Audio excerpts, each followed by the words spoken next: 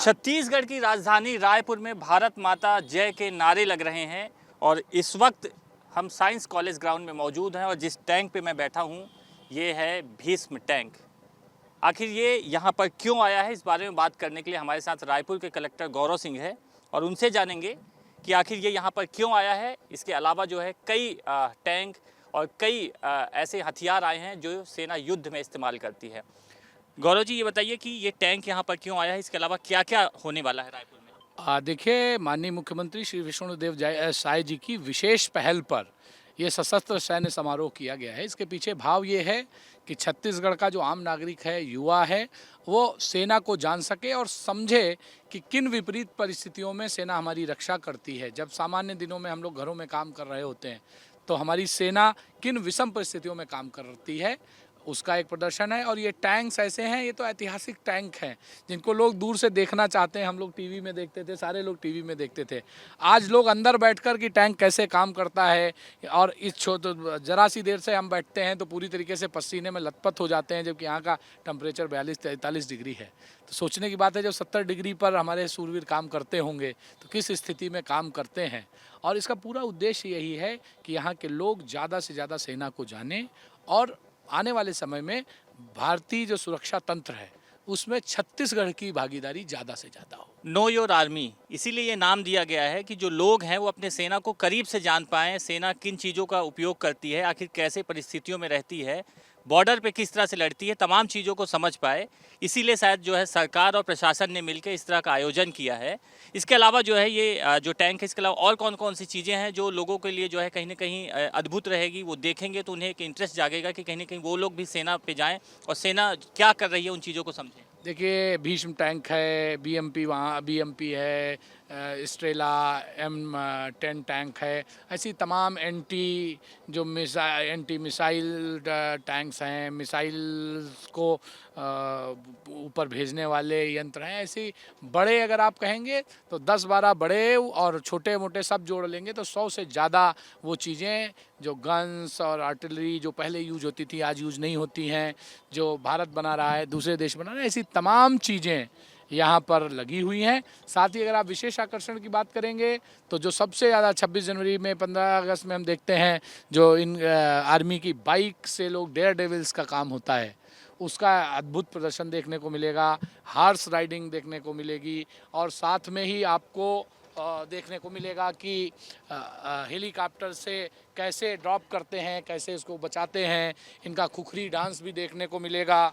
साथ में अन्य चीज़ें भी आपको देखने को मिलेंगी, हेलीकॉप्टर से लैंडिंग देखने को मिलेगी। तो यहाँ भी दिखाओ कि आखिर जो है यहाँ पर भीष्म टैंक है। इसके अलावा ये कौन सा टैंक है, क्योंकि लगातार यहाँ पर जो लोग आ रहे हैं वो इसे देख रहे हैं। ये बीएमपी वाहन है, ये भी इसकी भी अपनी विशेषज्ञता है। ये भी इन सब में अलग अलग है कि कौन कितनी मारक क्षमता का है, कौन मिनट में 960 गोली छोड़ देता है, कौन 1200 गोली छोड़ देता है। ऐसी सबकी अपनी विशिष्टता है। और कार्यक्रम में आपको खुखरी डांस भी देखने को मिलेगा। इनका जो म्यूजिकल कंसर्ट होता है, म्यूजिकल ग्रुप्स होते हैं, उनका भी प्रदर्शन होगा। और लास्ट में एक स्पेशल इनका जो फोर्स होता है जो किसी भी दुश्मन की जो डेरा होता है उसको नेस्तानाबूद करने का काम करता है, उसका भी प्रदर्शन होगा। ऐसे और भी चीज़ें देखेंगे जो यहाँ पर प्रदर्शनी में लोगों के लिए कहीं ना कहीं जो है वो चीज़ें हैं जिसे वो पहली बार ऐसा देखेंगे। और बड़ी बात ये है कि गौरव सिंह से हमारी बात चल रही है। गौरव सिंह रायपुर कलेक्टर हैं, सेना में नहीं है ना IPS हैं, लेकिन जो तमाम चीज़ें बता रहे हैं उससे ऐसा लग रहा है कि पूरी चीज़ें आप जान गए हैं और समझ रहे हैं कि आखिर कौन कौन सी चीज़ जो है जनता को दिखाएं ताकि जनता को लगे कि हाँ ये हमारे लिए नई है। नहीं, देखिए, इसमें दो चीज़ें हैं। हर प्रशासनिक अधिकारी भी एक आम नागरिक होता है। प्रशासनिक अधिकारी की जिम्मेदारी है कि सारी व्यवस्थाएं अच्छे से हो जाएं, लोगों को ज़्यादा से ज़्यादा लाभ मिले, जो दायित्व मिला है वो पूरा किया जाए। लेकिन जब हम आम नागरिक की तरह होते हैं तो हमारा भी उत्साह, हमारा भी रोमांच उतना ही होता है इन सब चीज़ों के लिए। तो मुझे भी जब समय मिल रहा है तो मैं एक एक यंत्र को, एक एक इंस्ट्रूमेंट को पूछ रहे हैं कि आखिर क्या है, कैसे काम करता है, कौन से युद्ध में काम आया ये। बट ऑब्वियस, और ये तो रोमांच का विषय है कि आपके जीवन काल में ऐसे अवसर कम आते हैं कि जब आर्मी के लोग आपको ये बताने के लिए, हम IAS अधिकारियों की जब ट्रेनिंग होती है तो आर्मी अटैचमेंट होता है, लेकिन वहाँ पर भी हालांकि ग्राउंड जीरो पर जाने का मौका मिलता है, लेकिन इतने सारे व्हीकल्स होंगे, और इतनी चीज़ें होंगी, ये संभव नहीं होता है। तो मेरे लिए भी ये उतना ही रोमांच का विषय है जितना एक आम छत्तीसगढ़ के व्यक्ति के लिए है। और भी बात करेंगे और भी टैंक दिखाएंगे कि आखिर और भी जो मिसाइलें हैं, टैंक है जो यहाँ पर पहुँची हुई है, वो किस किस तरह से काम करते हैं। यहाँ पर टैंकों के अलावा सेना के तोप भी हैं। ये देखिए, ये पुराने ज़माने में आपने तोपों को देखा होगा, लेकिन यहाँ पर ये सेना का तोप है और यहाँ पर ये रखा गया है। ये भी एक छोटी मिसाइल की तरह ही काम करता है। ये किस तरह से काम करता है आपने पूछा होगा, क्या बताया? देखिए, इसमें यही बताया था कि यहाँ पर से इसको खोलते हैं और जहाँ पर भी युद्ध का मौका होता है वहाँ पर पीछे से इसमें गोले को डालते हैं और फिर वो प्रेशर से उसका वो नीचे से एंगल सेट कर देते हैं और फिर वो उसी हिसाब से दूरी पे जाता है। 360 डिग्री पे जो है मार करने वाला वो मिसाइल भी है, उसके बारे में भी जानते हैं कि हाँ, बताया, अभी जानने की कोशिश कर रहे हैं, लेकिन बताया, देखा हम लोगों ने 360 डिग्री घुमा के, मतलब वो लगातार राउंड वाइज होता है कि जब आपको लक्ष्य भेदना होता है और घूम रहा होता है वो सब। रूसी मिसाइल है। हाँ, ये रडार गाइडेड मिसाइल बताई गई है। इसमें केवल ड्राइवर का बैठने का काम होता है, बाकी रडार नियंत्रित होता है, उसी के हिसाब से होता है। इसकी क्षमता भी जैसे उस वाले की 12.5 किलोमीटर की रेंज है और इसकी 5 किलोमीटर रेंज। आइए आगे चलते हैं और भी जो है उसको भी बता दीजिए आप, क्योंकि पूरी व्यवस्था आपके ही उस पे है, तो व्यस्त शेड्यूल से कम जो है आप बता रहे हैं ये चीज़ें कि ये क्या है, ये इसके बारे में बात करती है। ये आखिर क्या है, ये जो मिसाइल का काम करती है ये क्या है? इसको ZU एंटी एयरक्राफ्ट गन बोलते हैं और ये 1 मिनट में, जो लोग जो है प्रदर्शनी में नहीं पहुंच पा रहे हैं, यहाँ पर छत्तीसगढ़ के तमाम अलग अलग इलाकों से जो लोग आने वाले हैं, वो अगर नहीं पहुंच पा रहे हैं तो ABP न्यूज़ के माध्यम से वो ये तस्वीरें देख सकते हैं कि राजधानी रायपुर में जो है प्रशासन के द्वारा इस तरह से जो है सैन्य सशस्त्र समारोह रखा गया है, जहाँ पर तमाम जो है सेना के जो अस्त्र शस्त्र हैं, उसके अलावा टैंक हैं, मिसाइल हैं, उसे वो जो है TV स्क्रीन पर देख सकते हैं।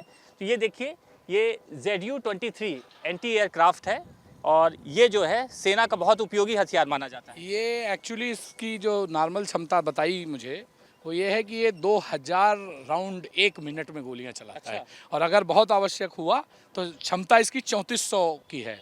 ये 1 मीटर गहरे पानी में भी जाके कर सकता है और 30 डिग्री एंगल पर भी काम कर सकता है। अच्छा, ये स्टेला देख रहे थे अपन, ये टैंक जो है, इसको ये बताया जाता है कि ये जमीन पे और पानी पे भी चल सकता है। हाँ, ये दोनों जगह चलने का उन्होंने बताया है। साथ में ही 61 किलोमीटर प्रति स्पीड से चलता है और पानी पे 6 किलोमीटर प्रति। हाँ, वही वो बताया गया। साथ में ये 5 किलोमीटर तक की क्षमता में जाता है और रडार गाइडेड रहता है। ये देखिए, यहाँ पर ये जो है स्टेला M10 जो है ये टैंकर है और 5 किलोमीटर इसकी मारक क्षमता है। इसके अलावा और भी जो है सेना के अलग अलग यहाँ पर मिसाइलें हैं, उसे भी आप देख सकते हैं। ये इसको यहाँ पर एयरक्राफ्ट गन L70 बोलते हैं। ये देखिए, ये 40 mm automatic anti aircraft gun है L70। ये स्वीडन की बनी हुई है और इसमें जैसे उसमें बात थी कि 2000 कर सकता है, लेकिन ये 1000 मीटर प्रति सेकंड के उससे करता है और ये करीब 250 से 300 राउंड्स प्रति मिनट करता है। ये जो तमाम चीज़ें देख रहे हैं, सेना इन्हें युद्ध में इस्तेमाल करती है और कई ऐसे मारक मिसाइल हैं, टैंकर हैं, जिन्हें सेना युद्ध में लगातार इस्तेमाल करती आ रही है। और ये दिखाने का सिर्फ मकसद यही है कि जो तमाम लोग ये जानना चाहते हैं कि आखिर हमारी सेना क्या काम करती है, हमारी सेना के पास जो है कौन से हथियार हैं। तो आपने तमाम जो है देखे, टैंकर देखे, इसके अलावा रूसी हथियार, स्वीडन हथियार देखे, ये भी देख लीजिए, ये भारत के द्वारा बनाया गया हथियार है। और गौरव सिंह से ही जान लेते हैं। 1 मिनट में इसकी 6 गोले दागने की क्षमता है। ये मेड इन इंडिया है। हाँ, ये दुश्मन के जो टैंक होते हैं इनके खिलाफ ये बहुत ही कारगर है। मारक क्षमता इसकी 17.2 किलोमीटर के आसपास है। तो देखिए दुर्गेश, दिखाओ इसको कि ये जो है मेड इन इंडिया है और 105 mm इंडियन फील्ड गन ये है, इसकी भी मारक क्षमता है और भारतीय मैदान में जो है ये एक बड़ा तोप माना जाता है और 17 किलोमीटर इसकी मारक क्षमता, एक बड़ी बात है, सटीक गोलेबारी करती है ये और 17 किलोमीटर इसकी मारक क्षमता है। ऐसे कई हथियार जो है यहाँ पर प्रदर्शनी में आपको देखने को मिलेंगे। फिलहाल जो है सशस्त्र सैन्य समारोह जो है छत्तीसगढ़ की राजधानी रायपुर में जो है शुरू होने वाला है और यहाँ पर तमाम जो है लोग पहुँच रहे हैं, अलग अलग हथियारों को देख रहे हैं, अलग अलग टैंकर्स को देख रहे हैं, अलग अलग मिसाइलों को देख रहे हैं और यहाँ पर कहीं ना कहीं छत्तीसगढ़ के लोगों के लिए ये पहली बार इस तरह का प्रदर्शन हो रहा है। सेना के जो लोग हैं वो अपने हथियारों को यहाँ पर लेके आए हैं, वो टैंकरों को लेके आए हैं, वो अत्याधुनिक हथियारों को लेके आए हैं, ताकि जो है सेना के प्रति जो है लोगों का कहीं ना कहीं आकर्षण बढ़े और सेना किस तरह से काम करती है, सेना किन हथियारों का उपयोग करती है, लोग जान सके। इसके अलावा हेलीकॉप्टर्स के भी यहाँ पर शो होंगे। तो कहीं ना कहीं राजधानी रायपुर के साइंस कॉलेज ग्राउंड में कहीं न ये जो सेना का सशस्त्र सैन्य समारोह हो रहा है, वाकई ये पहली बार है और छत्तीसगढ़ के लोगों के लिए अचंभा भी है। कैमरा पर्सन होरीलाल के साथ Jaiprakash Tripathi, ABP news, Raipur. What does Haryana's youth want? What's the political mood of the region? Will these assembly elections correspond to Lok Sabha election results? सरकार बनेगी तो 36 बरादरियों की सरकार बनेगी। Ram Ram. Who will have the last laugh?